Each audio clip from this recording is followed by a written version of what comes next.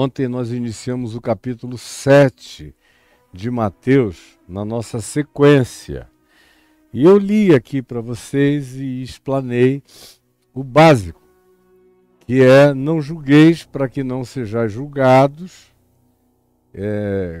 Causa e efeito bem simples, como se fosse a lei da gravidade ou qualquer outra dinâmica, como a própria categoria de sincronicidade, conforme a psicologia, especialmente junguiana, que nada mais é do que também o traduzir em termos em linguagem científico-psicológica aquilo que a Bíblia, desde o Velho Testamento, fala abundantemente. E que essas coisas voltam como bumerangues. Então não julgueis para que não sejais julgados, pois com o critério, e o critério é o que eu uso para julgar a você, para julgar o outro, esse mesmo critério será usado para que eu seja julgado. Por isso, não importa o quanto você saiba ou deixe de saber, o que importa é como você procede. Eu tenho dito nas nossas reuniões lá no caminho, aqui no meu portal caifab.net, no curso dos últimos 50 anos, que o Evangelho, para mim, todo dia isso fica cada vez mais claro. Que o Evangelho não é acerca do quê, é de como a gente vive, vê e pratica. Isso é o Evangelho, não é o discurso, não é a oralidade, não é o verbo. É o verbo encarnado. E isso faz uma diferença total. Isso tira o parâmetro dos gregos, de Tales de Mileto, 2500 anos antes de Cristo, e traz o parâmetro para a encarnação em Belém da Judéia. Traz a vivência para o crescimento do Verbo encarnado em Nazaré. Mostra a dimensão missional do Verbo encarnado, começando em Cafarnaum e daí por todos os lugares, do testemunho, da gestualidade, dos ensinos, dos exemplos de Jesus, conforme infinitamente repetidos por mim. Para que todo mundo, de algum modo, internalize esse conceito, essa consciência, esse princípio. Então, é simples como está escrito. E você pode entender em português, não é preciso saber nem aramaico nem grego para entender o que Jesus está dizendo. Serve português, entendeu? Não julgueis, para que não sejais julgados. Pois com o critério com que julgardes, sereis julgados. Você oferece a categoria para o seu próprio julgamento com os julgamentos que você realiza acerca do outro. Você oferece o material, todo o recurso epistemológico, cognitivo, espiritual e de sincronicidade psicológica para que você mesmo receba o retorno da sua categoria, do seu critério, do seu protocolo de juízo contra o próximo. É esse mesmo que vai medir você, que vai pesar você, que será aplicado a você, além do que, como a gente viu ontem, é patético. Todos nós temos as nossas idiosincrasias, todos nós temos nossos pecados de natureza imperceptível, aqui até mesmo de nós são ocultos, como diz o Salmo: absolve-me dos pecados que me são ocultos. Porque há pecados latentes, e pecados que eu estou dizendo é o que pecado significa, são Pecado significa tortuosidade originalmente, é um desvio de rota. Todos nós não somos normais, como Caetano Veloso já disse há muito tempo. De perto ninguém é. E quanto mais íntimo a gente se torna, mais óbvio se manifesta o fato de que nenhum de nós pode se apresentar para ser juiz ou exemplo absoluto de coisa alguma. Porque existem, inclusive, esses erros, esses pecados, esses defeitos, esses flaws, que me são ocultos, que eu mesmo não percebi, que às vezes leva tempo para eu enxergar. Mas eu posso, pelo menos, à luz da revelação que já me foi dada pela palavra, pela iluminação da minha consciência, mesmo não tendo tido ainda a maturação para fazer a viagem inteira da graça de auscultamento de mim mesmo, de discernimento de mim mesmo, que não é uma coisa que acontece da noite para o dia, vai tomando a vida inteira, é um trabalho dioturno, incessante, esse da gente renovar a nossa mente e de nos transformarmos por essa renovação, por essa consciência, por essa aquisição de autoconhecimento. Isso é um processo. É nesse processo que a gente vai vendo as nossas doenças ocultas, os nossos pecados ocultos, os nossos pontos cegos, que o mais dedicado, o mais humano, o mais espontaneamente consagrado à causa de uma vida melhor e mais bonita, ainda assim possui. Não há ninguém que esteja isento disso, como diz Paulo, pois todos pecaram, todos, e igualmente,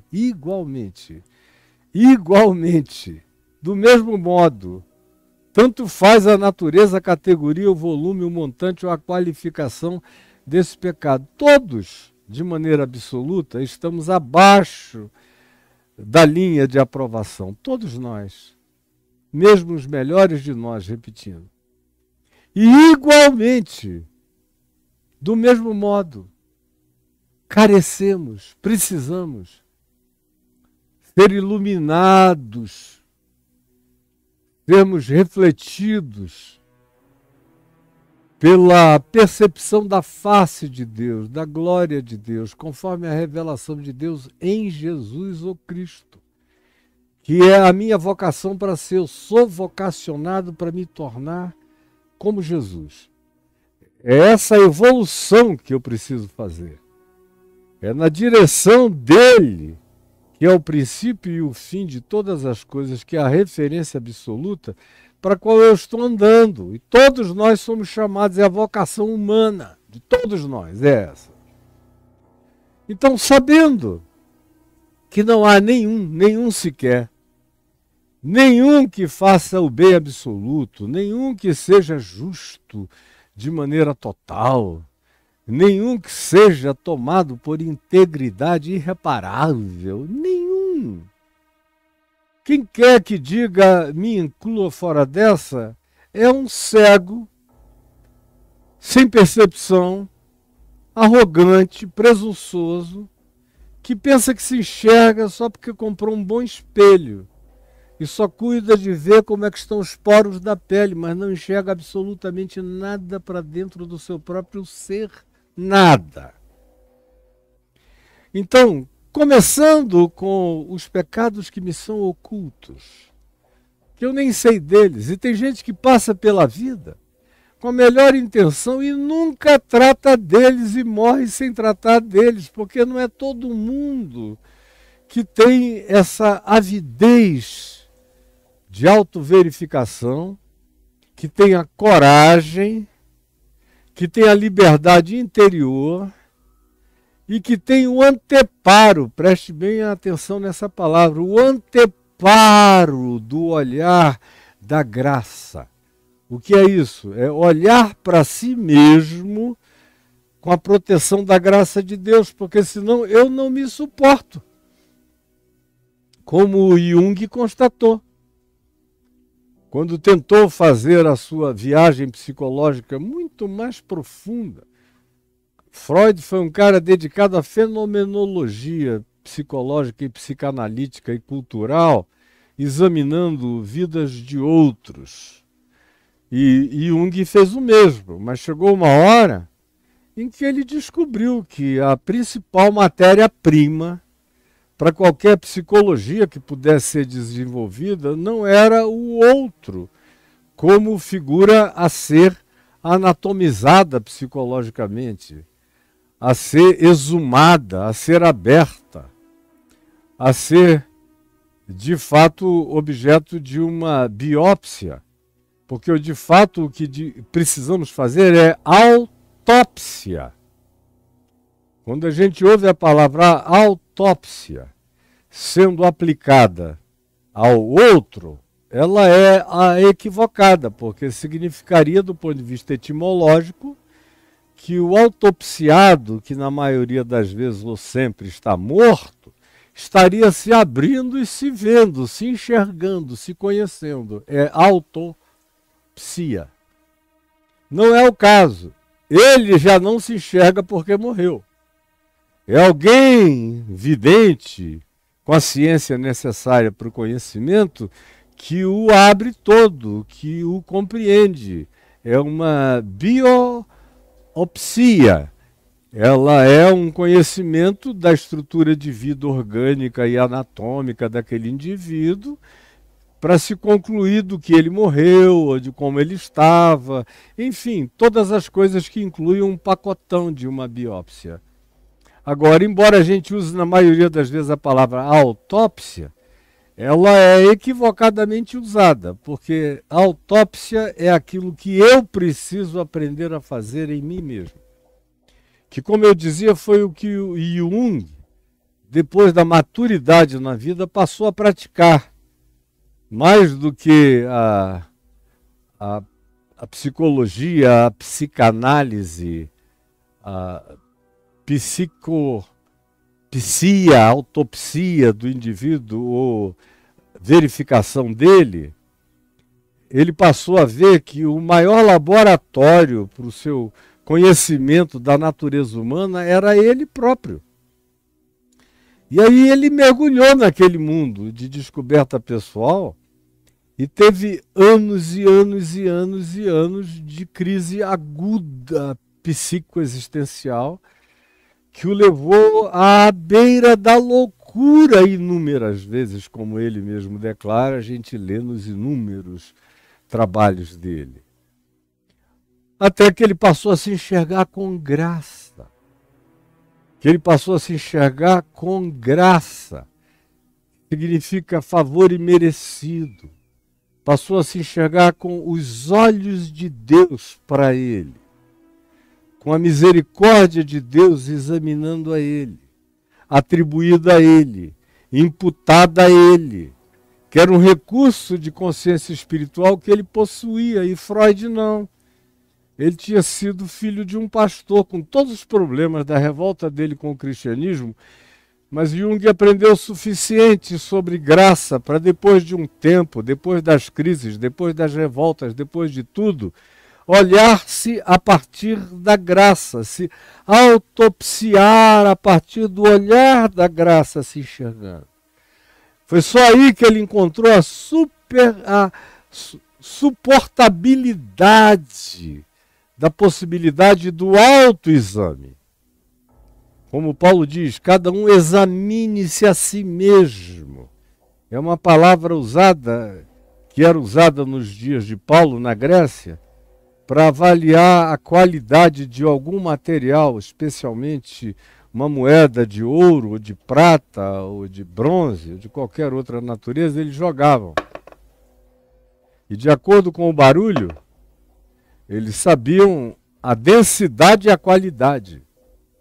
E a isso eles usavam uma expressão grega que designava o que foi traduzido por examinar-se. O examinar era o exame. Deixa bater contra a realidade. deixa bater contra a realidade para verificar a densidade do que existe de fato como valor, no caso monetário daquela moeda, e em qualquer outro caso, no caso de ser o homem examinando-se a si mesmo, a mulher examinando-se a si mesmo, é o embate com a verdade, com a realidade, é o que faz a gente perceber a qualidade ou a densidade do que exista porventura em nós. Por isso, examine-se o homem e a mulher a si mesmo, é um mandamento. Esse autoexame. E eu só começo a enxergar os pecados que me são ocultos quando eu tenho coragem de me enxergar na graça. Aí eu vou vendo a quantidade enorme de fímbrias, de filigranas, de sutilezas ocultas no meu ser, no meu melhor processo de pensamento, ou no que eu acho ser minha melhor virtude. Quando eu a peso na balança, eu vejo como ela é cheia de jaça, como ela é cheia de joio, como ela precisa ser joeirada, limpada, levada ao cadinho, ser exposta ao fogo, para ser limpa das suas impurezas. O fogo da consciência, o fogo da verdade, o fogo da realidade, o fogo dessa crescente autopercepção, o fogo da revelação, o fogo da frustração, da autopercepção acerca do fato de que nós mesmos não somos aqueles que damos as notas para nós próprios. De fato, nenhum de nós é aquele que se autoaprova.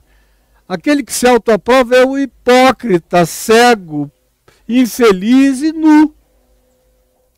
Agora, se eu não quero ser assim, eu me abro para ele, que me vê, ante quem eu sou um flagrante, e você também. Então, eu vou encontrando as minhas sombras, os meus ocultamentos, os meus esconderijos, vou descobrindo a montanha dos meus juízos, dos meus preconceitos guardados aqui dentro de mim, dissimuladamente ocultos com as máscaras da minha piedade, ou da minha civilidade, ou do que quer que eu eleja para ser o tapume, ou mascaramento, a fantasia da minha apresentação, da minha, primeiro, inicialmente, autoapresentação. E quando eu me acho bonito, narcisisticamente falando, é a apresentação que eu ofereço aos outros, aos demais, para sedução. Isso, os melhores de nós fazemos assim sem perceber.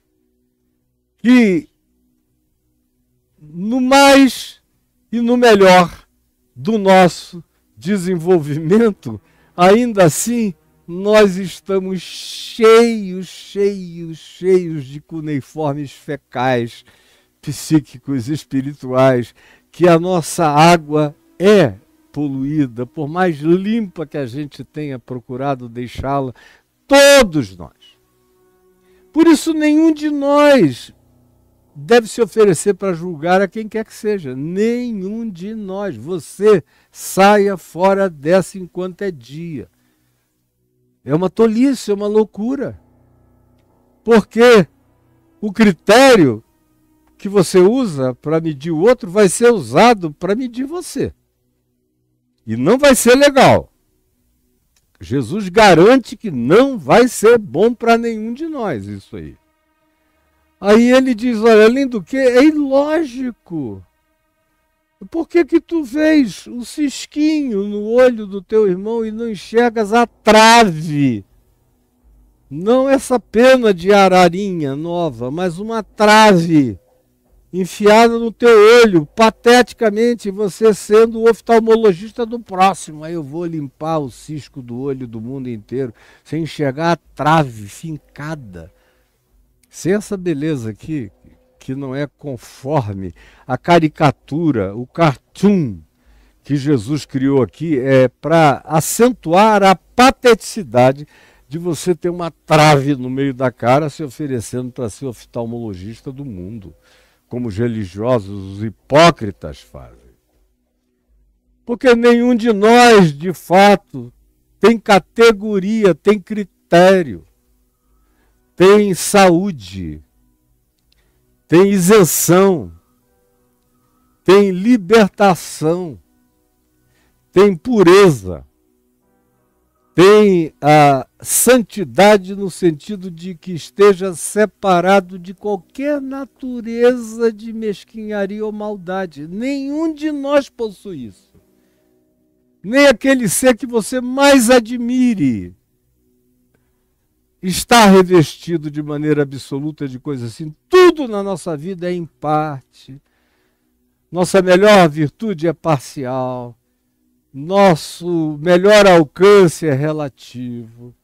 Nossa melhor compreensão também habita aquilo que carrega a parcialidade da observação, do entendimento, da compreensão, da limitação, da finitude. Pelo amor de Deus, eu estou dizendo uma coisa difícil demais para você entender. Esse é o argumento de Jesus, dizendo, olha, por causa disso não entre nessa. Porque isso volta para você. Você estabelece o critério, a medida, e nessa medida e por ela você será medido, medida, sem apelação. Não é necessário que você diga, eu não estudei o suficiente as leis de Hammurabi, as leis de Moisés, as leis dos egípcios, que tinham algumas legislações muito boas, e as leis dos índios Hopis, as leis de quem quer que seja, ou da nossa Constituição de 88, que é uma boa carta magna. Não precisa. Eu nunca li Jesus, o Novo Testamento, eu não sei nada. Nem precisa. Porque você está oferecendo um critério de julgamento para a sua própria vida todo dia, toda hora, o tempo todo e toda vez que você julga alguém. Seja pronunciando sentenças, seja silenciosamente, seja na arrogância mental dos seus juízos homicidas, ou escatologicamente infernosos, como a maioria dos religiosos faz, atribuindo pessoas ao destino de pessoas o inferno, gulosamente aguardando-as, sem saber que ao fazerem isso, candidatam-se para o lugar daquelas pessoas. Por isso, não julgueis para que não sejais julgados, foi o que nós vimos ontem. É o básico. E eu concluí dizendo que nada para Jesus era mais sério do que usar a palavra hipócrita em relação ao que quer que seja. E em relação a julgar os outros, ele conclui com esse hipócrita. Tira primeiro a trave enfiada no teu olho e depois tu vais ver melhor, com mais clareza, o cisco no olho do teu irmão. Quem sabe tu vais até poder ajudá-lo. Mas primeiro olha para ti mesmo. Eu falei um pouco disso. Hoje eu quero continuar um pouco mais, quero que você preste atenção, porque nós jamais esgotaríamos um tema como esse, jamais. Eu vou ter que uma hora parar aqui, por razões de brevidade mesmo, e porque não é a proposta dessas exposições de Mateus entrarmos em nada extremamente acurado, aprofundado e cheio de minuciosidades. Isso aí seria um projeto de natureza acadêmica. O meu aqui é absolutamente existencial. Você vê que eu não tenho um papel anotado, não tenho nada, está saindo aqui na hora da minha mente, do meu coração.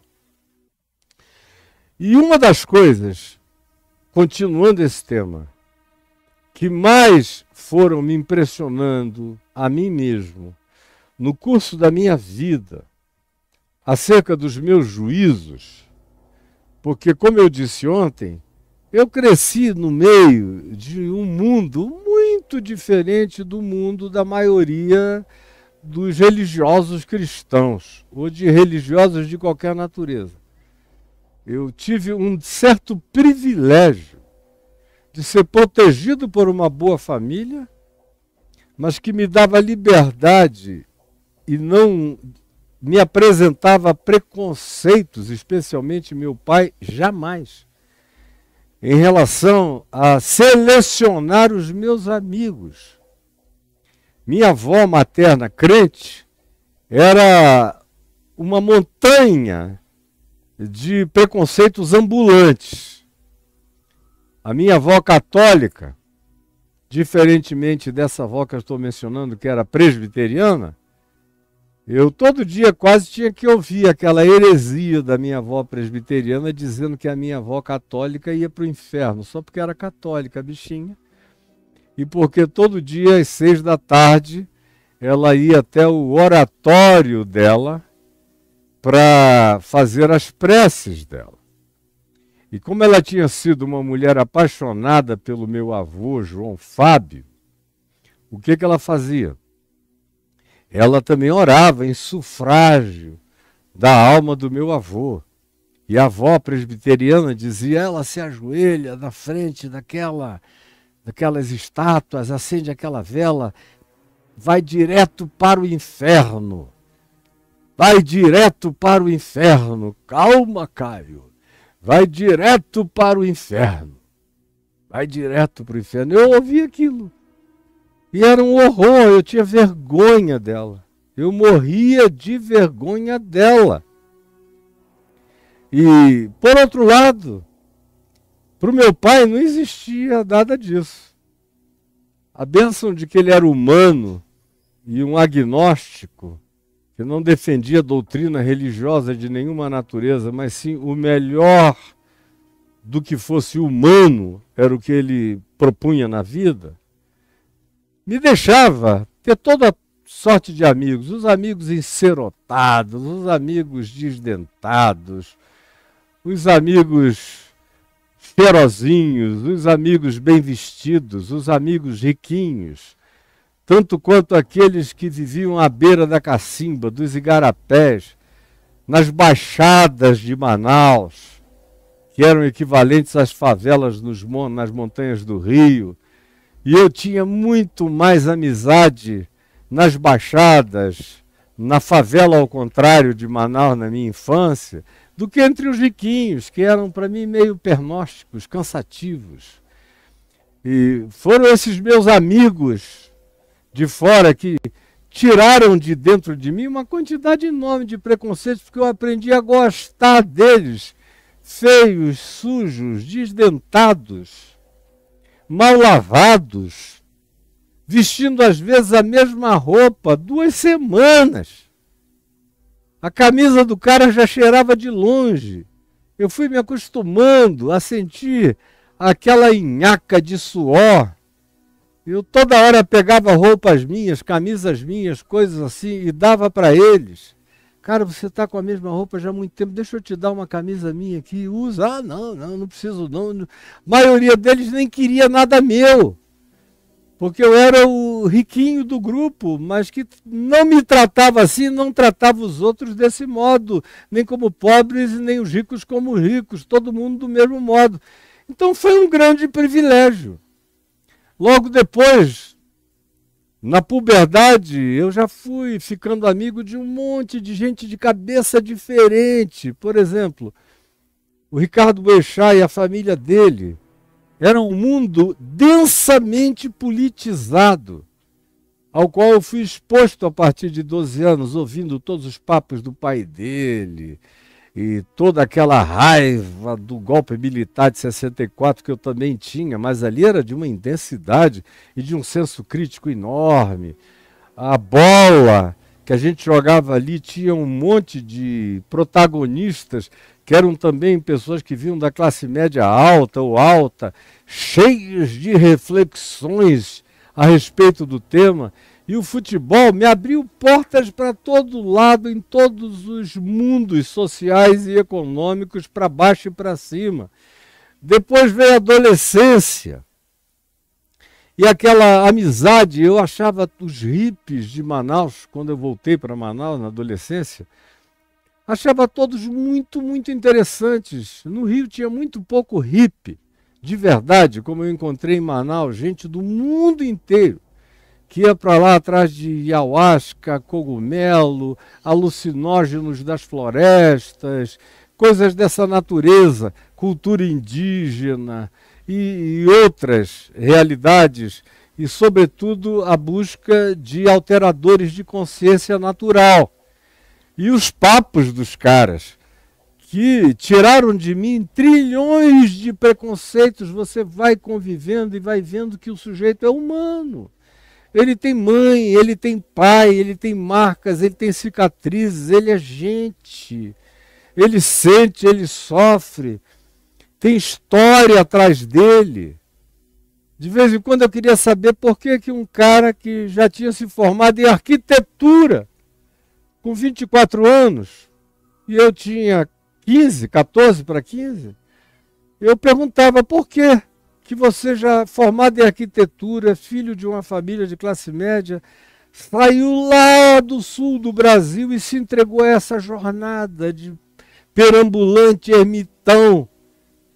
Hoje em dia eu diria um hebreu andante. Por quê? E aí eu ouvia as histórias.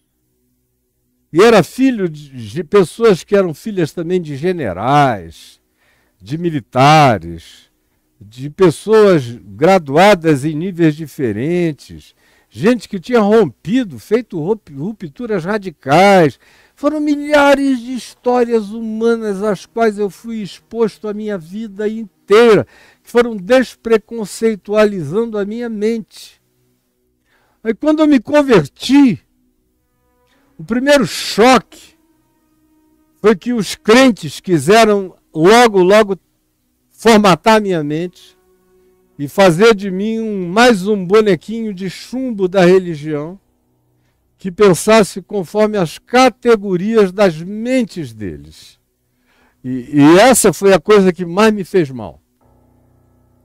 Quando meu pai me perguntou: o que vai ser mais difícil para você, meu filho? As drogas, as mulheres?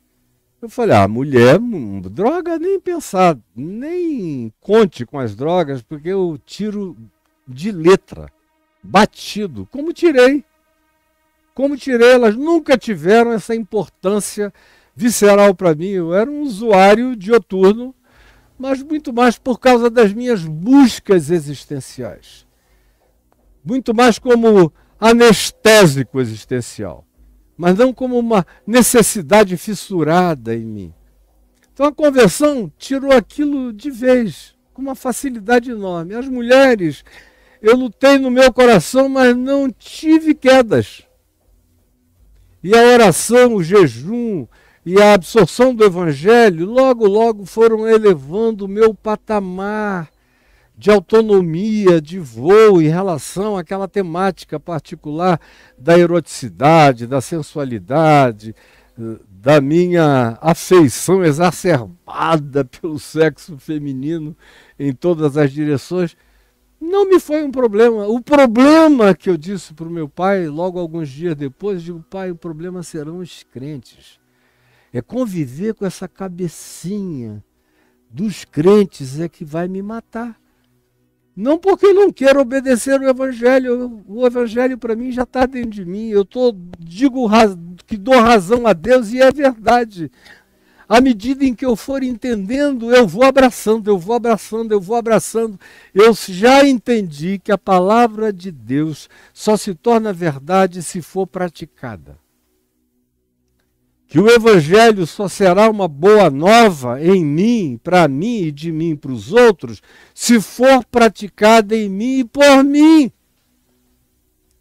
E se eu me tornar um exemplo, mais do que um orador dessa palavra, um exemplo da encarnação dela.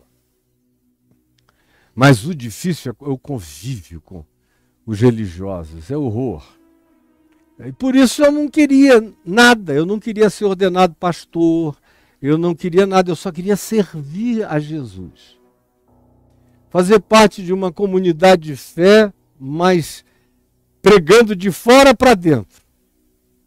Logo eu fui para a televisão, logo eu estava no rádio, logo eu tinha artigos nos jornais para todo lado, era objeto de matérias variadas da mídia, não porque eu tivesse me vendido, me oferecido, ou procurado, ou batido em portas. As coisas vieram a mim como sempre vieram no curso da minha vida. Então, logo eu estava ali e eles insistindo para que eu fosse para o seminário presbiteriano em Campinas, ou no Recife, ou em algum outro lugar, e eu dizendo, não, mas é pela cultura. Eu digo, onde é que vocês estão sentindo falta de cultura em mim? Eu sabia que eu já lia mais do que a maioria daqueles caras que leram num períodozinho de 4 anos, muito pouca coisa, só o obrigatório. E eu lia com uma avidez compulsiva. Se eu não estivesse atendendo gente, orando com doentes, expulsando demônios ou pregando em algum lugar, eu andava com os meus livros, eu me encostava em qualquer canto e era devorando e entrando pelas madrugadas.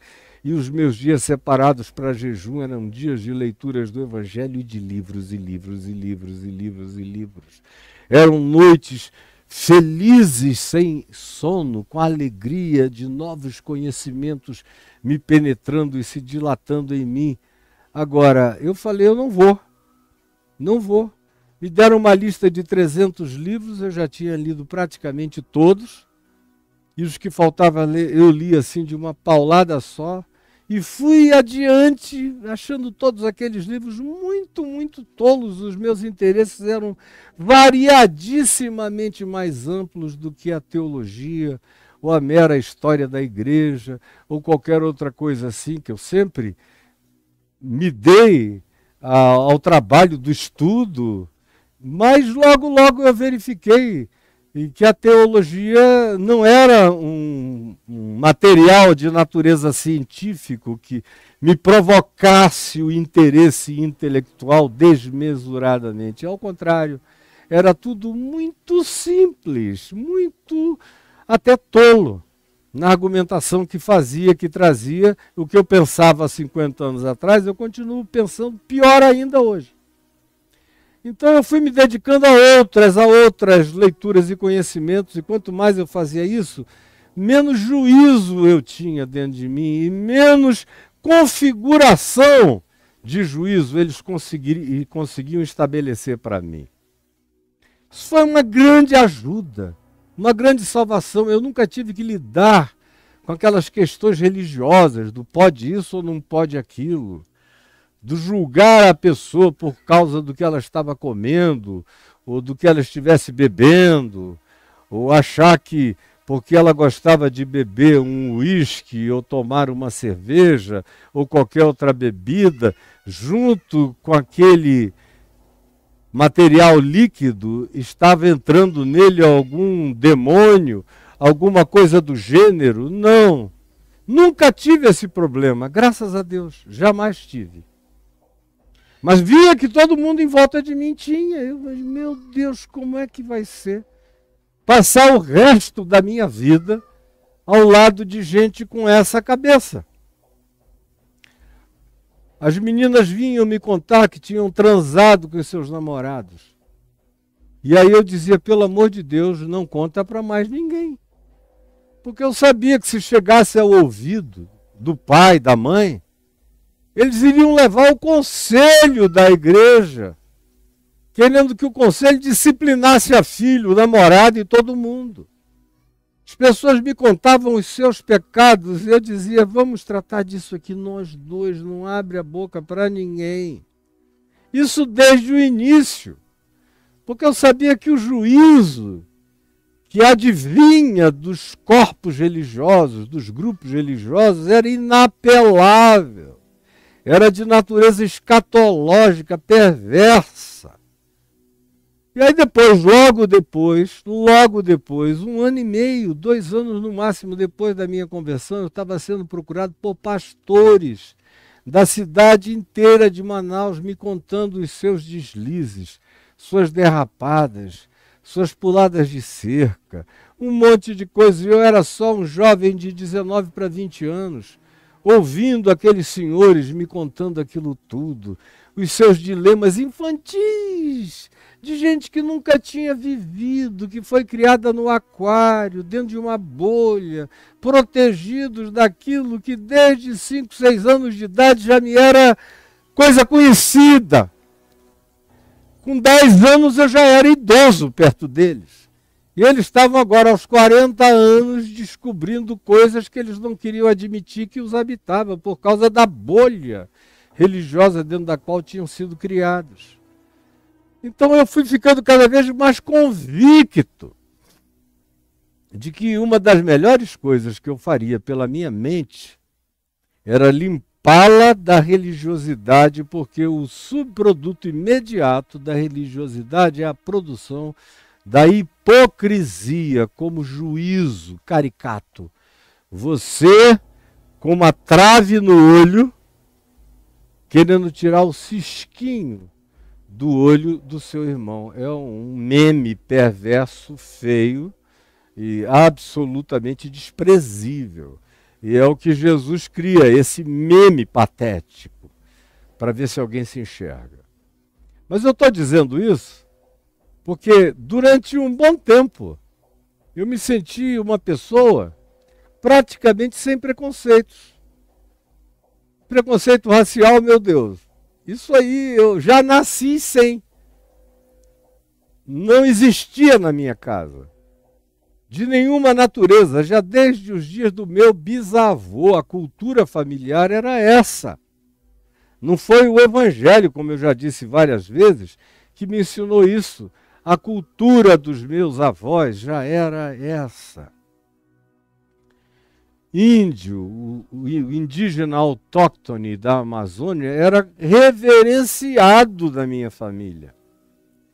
Assim como o negro, ou de qualquer outra raça, ou de qualquer outra etnia, ou de qualquer outra expressão de vida, todo mundo respeitado. Eu cresci dentro de uma família que tinha consciência do Evangelho, sem religiosidade, infinitamente maior do que eu jamais encontrei em igreja alguma.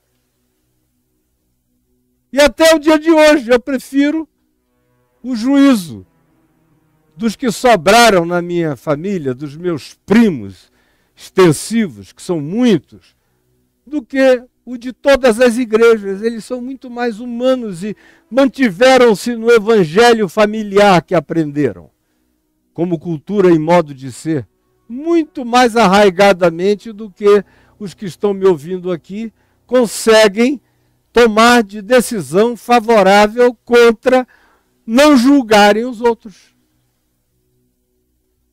Pois bem, na realidade, já foi muito depois na minha vida, aí por volta de 94, 95, eu já era presidente da Associação Evangélica Brasileira desde o início dos anos 90, desde 91, e que vendo tanto gangsterianismo, tanta bandidagem de liderança pastoral, tanto roubo, até sequestros, até ameaças de morte para todo lado, e morte, efetivamente, adultério, traição, é brincadeira. Tudo isso aí eu nem mais incluía.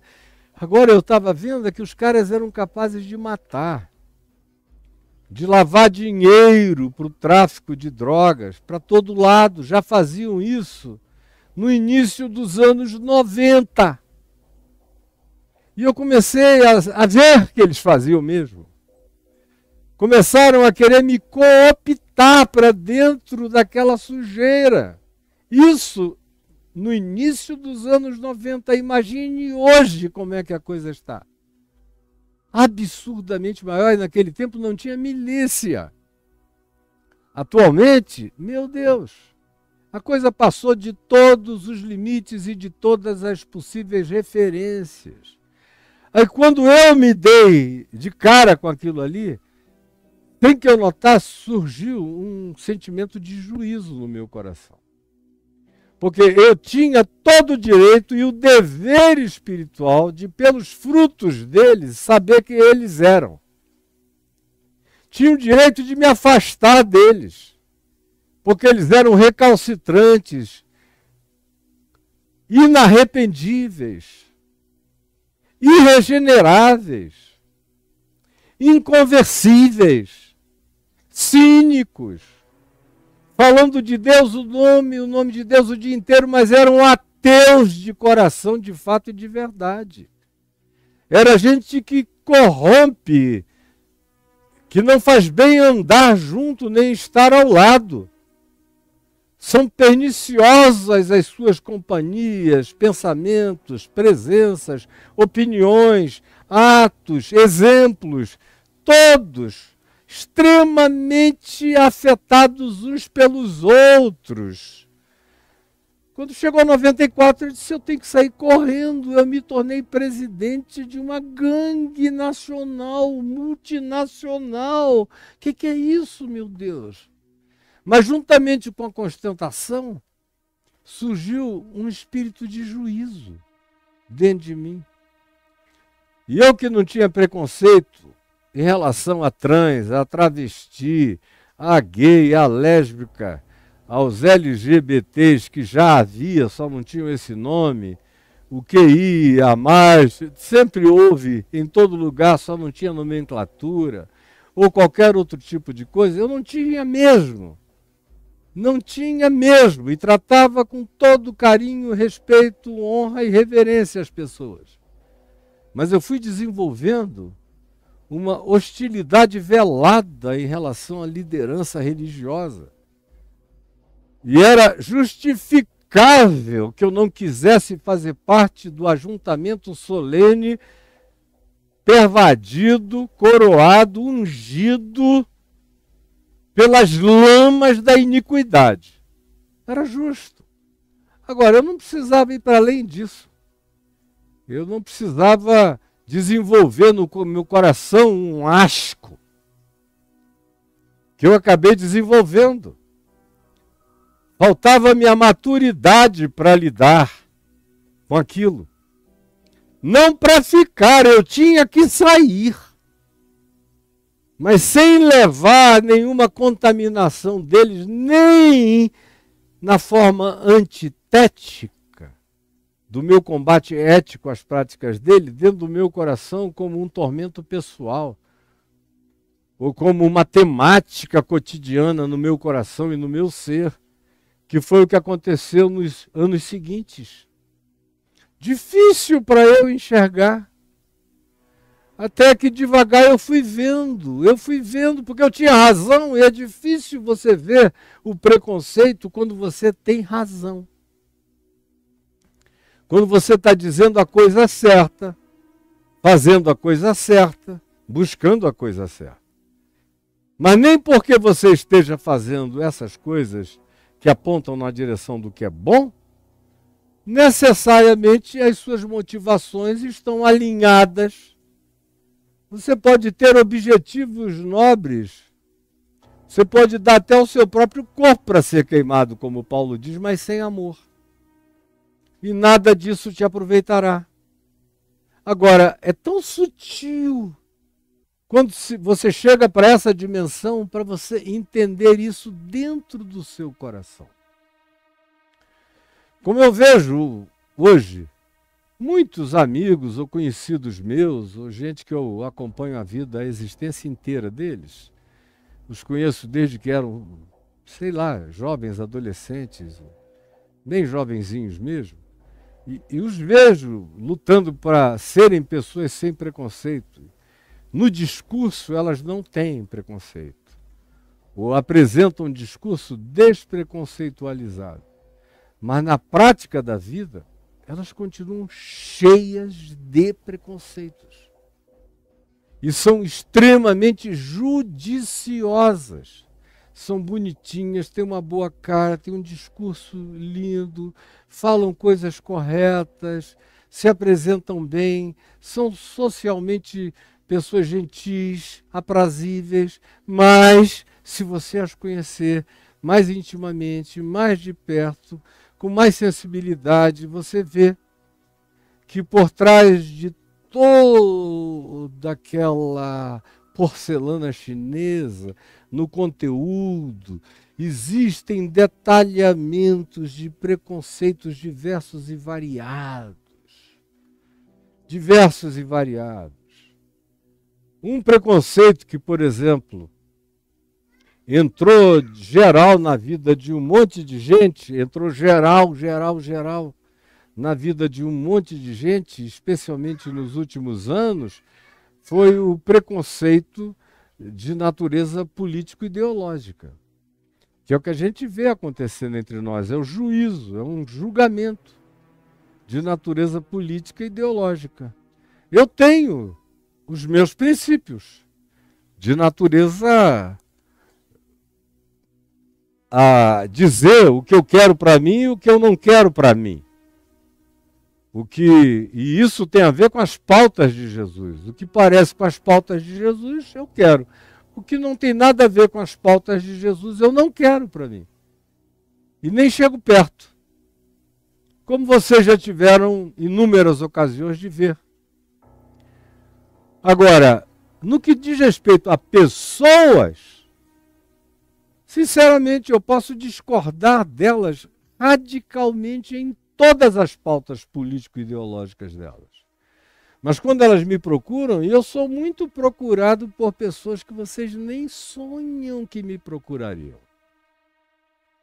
De extremadas em relação às posições que você pode encontrar na minha vida. E elas vêm falar comigo na sua angústia, nas suas frustrações, nos seus medos, nas suas doenças, nas suas perdas, nos seus lutos, porque elas sabem que, conquanto eu pense totalmente diferente delas, eu não vou manifestar nenhum preconceito contra a pessoa delas e não vou botar a mão de Deus pesando na cabeça de nenhuma delas e não vou designar nenhuma delas para nenhum tipo de juízo ou inferno.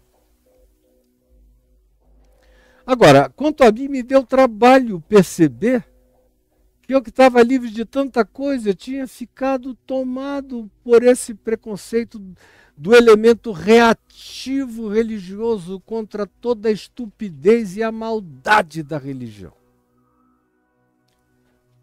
Quando eu comecei a enxergar isso dentro de mim, eu falei, eu continuarei a denunciar como um profeta do Evangelho faria, como Jesus fez, mas isso vai ter a hora e vai ter a sua demanda dentro de mim. Antes da hora e antes da demanda pessoal se estabelecer como uma convicção de Deus no meu coração, eu não vou abrir a minha boca mais. E é o que eu tenho buscado fazer. Me eximindo de juízos precipitados, temerários, muito rápidos ou de qualquer outra natureza. Há um tempo atrás eu descobri um juízo que me habitava que eu nunca tinha notado. E aí quando eu percebi, eu falei, meu Deus, como é que esse negócio estava dentro de mim? Esses anos todos eu nunca tinha me dado conta. Eu tinha o preconceito, eu olhava para determinadas formas físicas. Formas físicas. Não tinha nada a ver com cor, com raça, com condição financeira, com cheiro, nem com perfume, nem com roupa, com nada disso. Mas certas formas, certos avolumamentos, certas conformações estéticas humanas, e de algum lugar isso me veio que dali só podia vir alguma coisa meio burra. Meio burra. Aí eu comecei a ver o preconceito que eu tinha contra os entes trogloditas. Aquele cara que já vem com aquele pescoço mais grosso que uma coxa bem malhada. E que o pescoço é mais largo do que a cabeça. A testa é curta. O peito é enorme. As pernas não conseguem quase passar uma pela outra. é tudo ali imenso e não tem nunca um prazo ou um limite. É sempre mais, até pela própria dedicação tão obsessiva aquilo, eu dizia, daí não pode vir nada inteligente. Só que eu não dizia isso com a minha boca. E eu nem dizia isso exatamente com os meus pensamentos, mas eu dizia isso nas minhas emoções, o que é tão sutil. Porque você olha para a sua mente e diz, não, com o cérebro eu não articulo isso. Com a língua eu não declaro isso. Mas por que que eu me sinto assim? É uma dimensão de preconceito que eu tive que constatar em mim, para tirar de mim, para limpar de mim, para purgar em mim. E todo dia eu olho em volta e vejo. E como, graças a Deus, eu já cresci enormemente em relação a essas coisas que antes eu não enxergava. Porque quando Jesus diz, não julgueis para que não sejais julgados, ele não está falando, como eu disse ontem, explicitamente, só daqueles juízos que carregam as categorias escatológicas, as categorias separatistas de apartheid, as categorias de supremacismo, das mais explícitas e nojentas que a gente possa conceber, e aquilo tudo que eu listei e que está gravado aí no YouTube, e eu falei no dia de ontem. Hoje eu estou falando das filigranas, em relação às quais esse mandamento incide também. Esse mandamento incide também. Tome cuidado, porque a gente é habitado por uma quantidade enorme de coisas feias. Por isso é que Jesus falou, e tem gente que mergulhou num profundo humanismo antropocêntrico, o que é uma coisa narcisística e tola. Quanto mais a gente conhece as dimensões cósmico-universais, transcósmicas, transversicas, transdimensionais e tudo isso, menos antropocêntricos nós deveríamos nos tornar. É feio ser antropocêntrico, é nojento até a gente pensar que tudo existe apenas por causa de nós, sem sabermos e vermos que a humanidade passou, a maior parte da humanidade, bilhões de seres humanos que nos precederam no espaço-tempo e no curso das civilizações da história humana, desde tempos primérvios e pré-diluvianos, passaram por aqui sem conhecerem peixes que eu conheço hoje em dia, por causa do National Geographic, por causa da Discovery, por causa das pesquisas científicas, por causa dos documentários das novas tecnologias. E aí eu digo, poxa, isso está aí há bilhões de anos sem ninguém saber, por causa de Deus. O meu antropocentrismo foi enfiado em algum buraco escuso, cujo nome não precisa ser mencionado. Não precisa ser mencionado. Mas tudo que eu não tenho mais na minha vida é qualquer forma de antropocentrismo, porque isso não passa de um perverso narcisismo e de uma falta de autopercepção brutal, cega. Então a gente vai olhando em volta e tanto mais quanto a vida e os olhos se dilatem, menos argumentos a gente deveria ter para justificar qualquer tipo de juízo que a gente possa fazer. Porque as coisas são infinitamente maiores, mais profundas, mais delicadas. E aí eu dizia, daqueles que por causa do seu antropocentrismo narcisístico, do seu humanismo narcisista, autocentrado, ficam escandalizados com Jesus. E eu já vi muita gente escandalizada com Jesus quando ele disse, ora, vós que sois maus, sabeis dar boas dádivas aos vossos filhos, quanto mais o vosso Pai Celeste não dará boas coisas àqueles que lhe o pedirem. Se vocês que são maus, melhor de vocês ainda é malzinho, cara. Mas vocês sabem tratar bem os filhos de vocês, os netos de vocês, ou aqueles em relação aos quais vocês têm afinidade ou desenvolveram algum prazer. Vocês que, sendo assim como vocês são, conseguem ainda fazer bondades. Quanto mais o Pai Celeste, que é absolutamente bom, não fará boas coisas em favor daqueles que, especialmente que tendo fé, têm a coragem e a ousadia de a Ele pedirem ao Painho, que é nosso, que não faz acepção de pessoas, que está aberto para ouvir a prece de qualquer um, em qualquer lugar da terra, sem pedir antes confissão de fé religiosa de nenhuma natureza. Porque Ele é Criador de todos, é Pai de todos e ama todos. E o que passa disso é que é heresia contra o amor de Deus. Pois bem, Jesus disse isso para nós, caímos em nós mesmos. O melhor de vocês é mau. O melhor de vocês tem esse potencial de juízo. E o melhor de vocês não tem nenhuma capacidade de julgar coisa alguma. É por isso que Jesus vetou,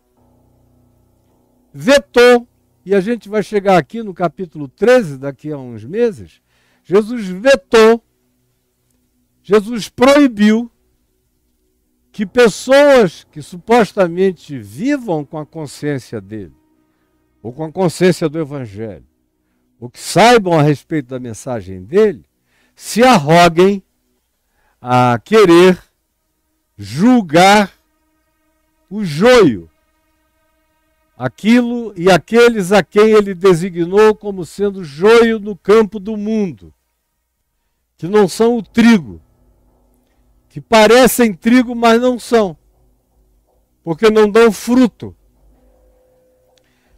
E Jesus proibiu. Quando seres humanos disseram, tu queres que nós separemos o joio do trigo?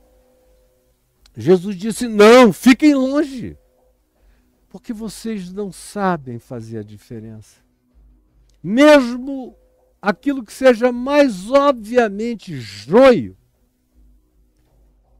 ainda pode ser um trigo retardado, atrasado, plantado no lugar errado. Não toquem nele, porque um trigo vale mais do que um campo inteiro de joio, porque o trigo dá fruto.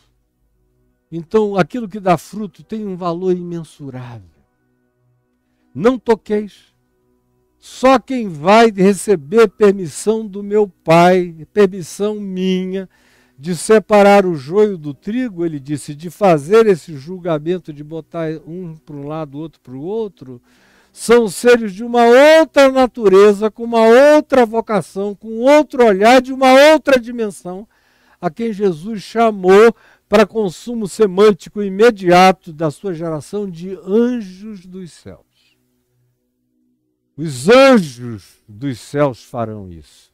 Os seres multidimensionais, quando chegar a hora, desse dia, dessa hora, não serão humanos se separando uns dos outros, construindo as muralhas de separação, os fossos, não. Serão seres de outra dimensão que vão fazer essa separação sob o mandato de Cristo Jesus. Então, quanto mais você vai olhando para dentro de você mesmo, do seu coração, você vai vendo como você é tomado de bullshit mesmo, de porcaria, como a nossa alma não esgota o nosso esgoto interior totalmente, jamais, nem em coisas mínimas e pequenas, como é o caso daqui do que a gente vê, por exemplo, nos dilemas de Paulo com os julgamentos que ele recebia. Paulo foi provavelmente o apóstolo mais julgado pela igreja de Jerusalém. Na realidade, ele deve ter sido o único mesmo julgado pelos crentes, que eram crentes de Tiago, de Pedro, de Jerusalém, que não saíram de Jerusalém, que não foram para o mundo, que ficaram na bolha, naquela caixa fechada, naquela congregação hermética, que achava que era o ó do Borogodó celestial. E quando aquele cara, que antes era perseguidor da igreja, se converte, e ao invés de ir para Jerusalém, fazer caramuru para Tiago, para Pedro, para qualquer outro que o tivesse precedido, ao contrário disso, se retira sozinho para jejuar e orar nos desertos da Arábia, e que só foi introduzido na comunidade cristã já em Antioquia pelo seu primo Barnabé, e dali para frente o convívio dele foi quase sempre com a cultura greco-romana. E os judeus, quando vinham de Jerusalém, atrás dele, com missões persecutórias, era para prendê-lo, chicoteá-lo, amarrá-lo, justiçá-lo. Ou os crentes judaizados, que são esses que querem servir tanto a Jesus quanto a Moisés, tanto ao Velho Testamento inteiro, quanto ao Evangelho de Cristo Jesus, como se essa conciliação fosse possível, que são os chamados judaizantes, viviam perturbando Paulo. Paulo foi morto no fim das contas, não por causa dos romanos, mas por causa da perseguição dos judaizantes e por causa da omissão da igreja de Jerusalém, que quando ele foi preso, por cuja prisão ele acabou, depois de alguns anos, em decapitação em Roma, não disse nada. Fez silêncio absoluto, não levantou a voz em seu favor. A mesma coisa ele diz escrevendo em 2 Timóteo, já agora no ambiente greco-romano. Ele diz, quando eu fui a um julgamento, a um dado julgamento, pelas mesmas causas, pelos mesmos motivos acusatórios levantados pelos judaizantes de Jerusalém, que deflagrou o processo inteiro, que, como eu já disse, culminou anos depois da morte dele, ele diz, no meu primeiro julgamento ninguém apareceu em meu favor, e a igreja estava lá, ó, calada, frouxa. Isso gera no coração do indivíduo sentimentos estranhos. Se você não tomar cuidado, você começa a julgá-los mesmo. E é lícito dizer que eles são covardes, que eles são amedrontados, ou que eles têm medo de perdas pessoais. É lícito eu ter a minha própria opinião pela falta de frutuosidade, de compromisso, de intrepidez, de enraizamento na fé, de ousadia no crer. A gente logo começa a ver com quem dá para contar e com quem não dá para contar. Que é aquele tipo de irmão e irmã muito bonitinhos, limpinhos, queridinhos, cheirosinhos, mas que são do tipo que quando você os deixa e se despede deles, você quase que os ouve dizerem, não precisando de nada, disponha, meu amado. Não precisando de mim, eu estou aqui, meu querido. Não precisando de coisa alguma, você tem um cheque em branco na minha mão. É mais ou menos essa política que você vê e que praticaram com Paulo. Por isso ele não conseguiu jamais voltar e ficar e viver em Jerusalém e participar daquela comunhão que para ele foi se tornando pútrida, adoecida. E ele tem que lidar com essas coisinhas aqui de dieta de judeu que não iam pregar o evangelho aos pagãos, aos gentios. Paulo ia, pregava. Depois que as pessoas estavam convertidas ao evangelho, lá chegava aquela legião, aquele batalhão de gente com a Torá na mão, pregando Moisés, as leis, os sábados, as obediências, os postulados messiânicos judaicos, e que queriam transformar os pagãos greco-romanos, que agora tinham se transformado em cristãos, apenas vinculados a Jesus e ao Evangelho de Jesus e aos princípios do Evangelho de Jesus, queriam transformar essas pessoas, tirá-las da simplicidade original delas e levá-las para se tornarem prosélitos do judaísmo, carregando um verniz de Cristo que já não era evangelho e jamais seria, porque já tinha perdido o âmago e a essência do que Jesus significa na vida e no coração de um ser humano. Era por essa razão que Paulo era perseguido, muito parecido com o que acontece comigo, todo dia, pelas mesmas razões. Aí ele teve que passar boa parte da vida dele, ao invés de se concentrar nas coisas mais importantes, mais excelentes, que ele já tinha discernido do reino de Deus, do mundo espiritual, respondendo idiotices. Ou dizendo, como ele diz aqui em Romanos 14, acolhei aquele que é débil na fé, não porém para discutir opiniões. Um crê que tudo pode comer. Olha só, questões de cama, mesa e banho, que é o que me perguntam o tempo todo. Eu posso isso, eu posso dar aquilo, eu posso gostar daquilo, eu posso botar assim. Meu Deus! Um crê que tudo pode comer, mas o débil diz que só pode comer legumes. Se ele comer outra coisa, ele vai pecar contra Deus, porque a consciência dele ficou condicionada a esse tipo de dieta e de regime. Isso nada tem a ver com o reino de Deus, mas só com o treinamento do condicionamento dele, só isso. Aí Paulo diz, quem come, não despreze ao que não come. E o que não come, não julgue o que come, porque Deus o acolheu. Agora você veja, a gente tem que perder tempo com você está comendo isso, não está comendo aquilo. Olha, Deus, tem uma dieta de Moisés, do Novo Testamento, tem coisas, você está fazendo isso só porque você cresceu como um greco romano, mas não pode. Parece que o evangelho tem que ser a conformação com a cultura judaico-cristã, ou com a cultura judaica para os cristãos. O que é nojento desde o primeiro século. Isso tem sido nojentamente assim, continua a ser assim, está cada dia pior. Aí Paulo prossegue e diz, quem és tu que julgas o servo alheio? Pô, cara, se enxerga, quem é você? Para ficar julgando o servo alheio, ele tem um senhor. Para esse senhor ele está aí de pé ou ele cai, mas é para ele, não é para ti, não te metas nisso. Mas estará em pé porque o Senhor é poderoso para o suster. Uns fazem diferença entre dia e dia, outros julgam iguais todos os dias, e daí? Agora, desde que você não imponha isso para os outros, que seja só uma coisa sua e que você não transforme em regra geral, num critério para todos, está tudo bem.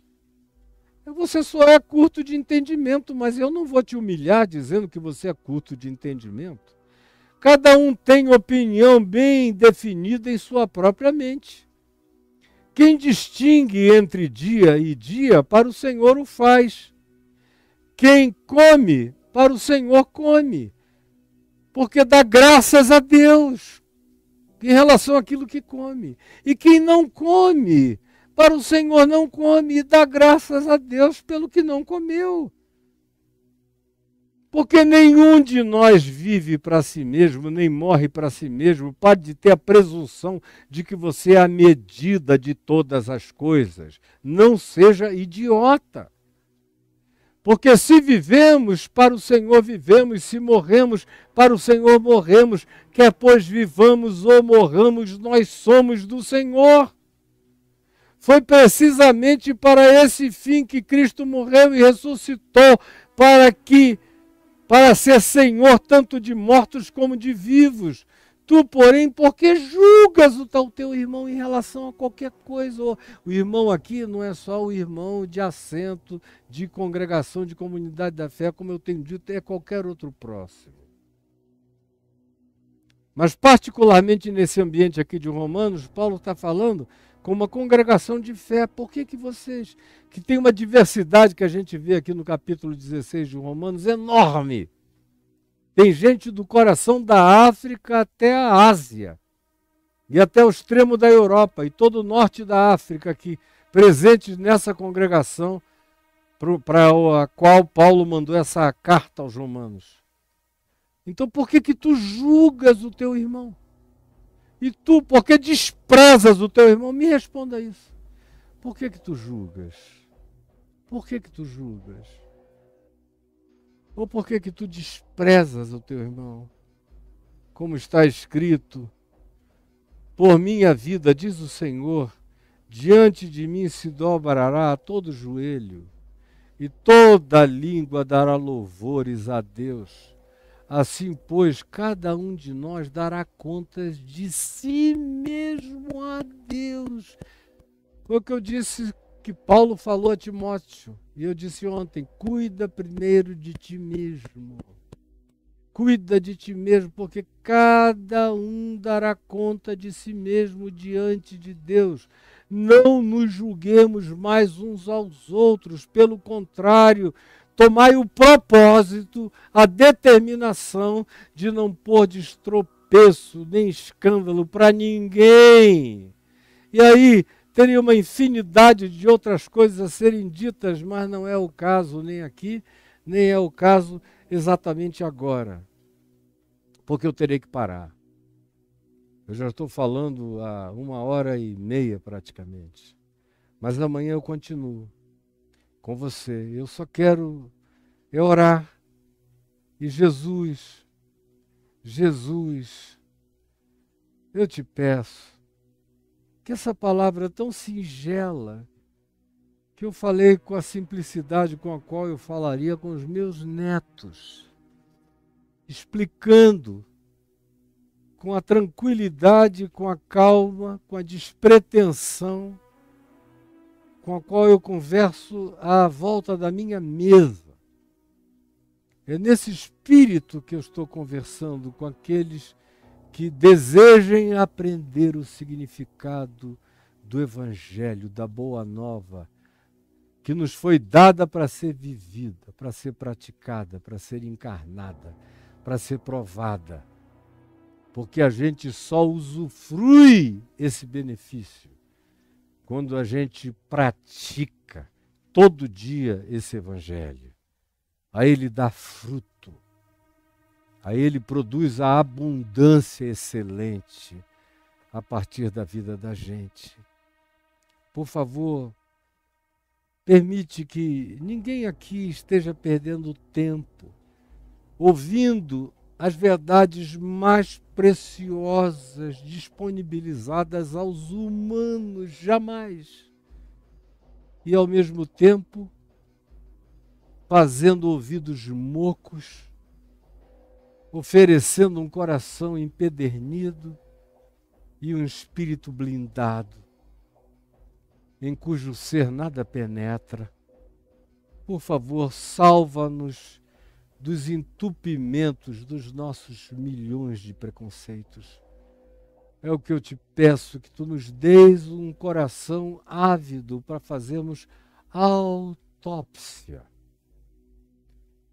para abrirmos-nos a nós mesmos, a conhecermos-nos e examinarmos a nós mesmos e a entendermos quem somos, e ensina-nos a fazer essa viagem na graça, que é só como a gente consegue suportar a autopercepção verdadeira sem surtar.